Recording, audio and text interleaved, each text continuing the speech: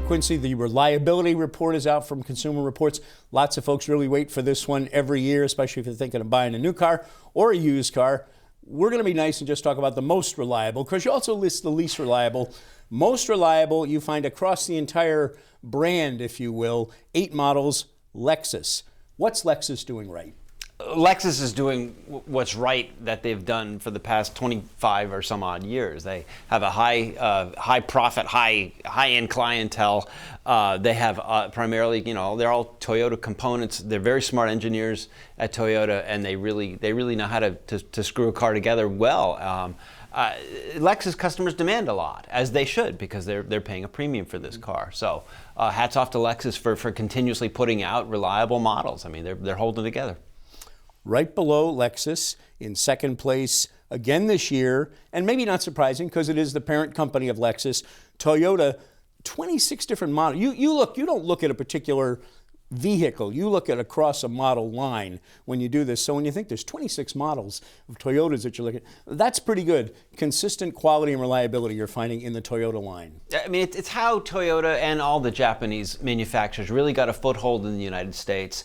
In the early 1970s, the Japanese saw opportunities to make smaller cars, fuel efficient, and drop dead reliable. They've continued to do that year in and year out. And you used to think, well, I don't know what car I want to get, but I want something that's reliable. And more often than not, you can just say, well, you could just steer someone to a Toyota dealer. I got to be honest, not to stay on the Toyota, but just for a minute, as you look down your list, and there's the listings literally of the car makes and the number of models, Toyota just hits me because everybody else, well, Lexus is 8, everybody else got 5 or 7 or 26 different vehicles you're looking at. It strikes me, I mean, that's a fair price range, not enormous, but down from the Lexus by a fair amount. A moderate priced vehicle for the most part, Toyota. To me, that's really impressive, that as you look across a whole line, the whole bunch of things that Toyota do, it holds up. Toyota is like a lot of car companies. They take a platform, say the Toyota Camry, where you've got chassis and engine and transmission and other components, and they make them really well, and then they take that mechanical stuff and they put it into other cars. So you're going to have the same running gear in the Camry as you do the Avalon or the Toyota Highlander SUV. These are tried and true components that the company knows is going to hold up over various use, but you're also spreading the cost of building and designing those components over a bunch of model lines. So it's a smart economic sense, and again, it comes back to Toyota really knows what they're doing. As you look at your list, you have to go down a little ways to 9th place, I believe it is, to find one of the big U.S. automakers. GMC in 9th place, after Lexus, Toyota, Acura, Volvo, and even some more to get to one of those big U.S. makers. It's a long list, so I guess 9th isn't all that tough a spot to be in, but what does that tell you, that that's where a GMC is coming in? What does that mean to you? Well, just about every year, people are going to ask, they're always going to ask me, how is Detroit doing? People want to root for a lot of people want to root for the home team. They want to know how the big three are doing. And it's tough to crack the top 10. I mean, the products from Ford, General Motors, and Chrysler, they keep getting better. The problem is that the competitors keep getting better also.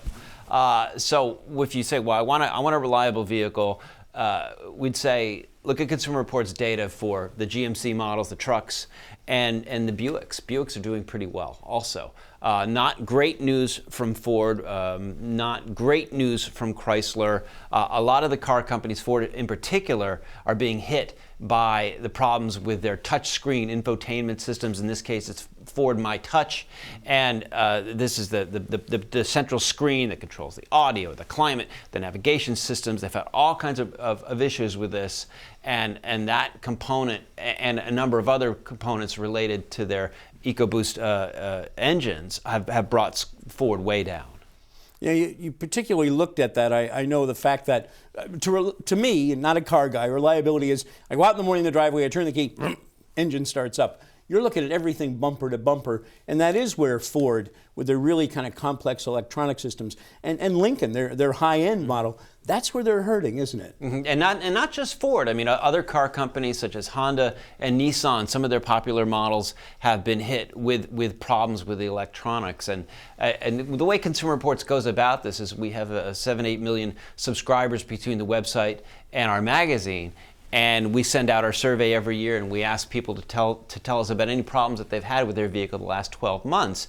And we got 1.1 million responses to our last survey, which is really, if you study surveys, you know how people can crunch numbers. It's a very impressive number. So we're fairly confident standing behind our predictions for new cars about which models we think are going to be reliable or unreliable in the future.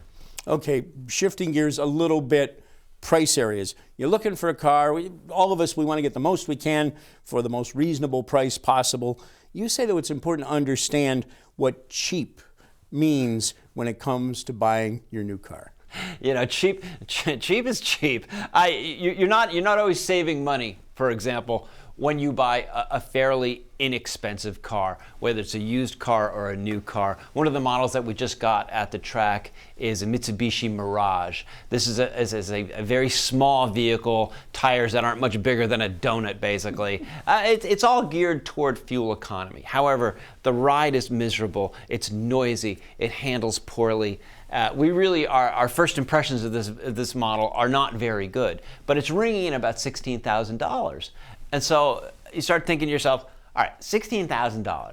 I can get a pretty good used car for $16,000. I can find a used Honda Accord. I can find a used Camry or Corolla or Honda Civic for that much money. It'd probably be in pretty good shape, and the mileage isn't all used up or anything.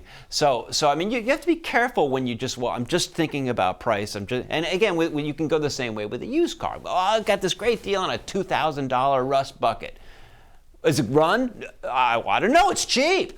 I mean, you could just take that so far. In other words, okay, so it only costs you $2,000, but it's in the shop every other week, and so you're piecemealing. It's better to kind of save a little bit of money and get something of a higher quality. Mike Quincy, Automotive Content Specialist, Consumer Reports Magazine. Always a pleasure to have you with us, sir. And words aren't cheap.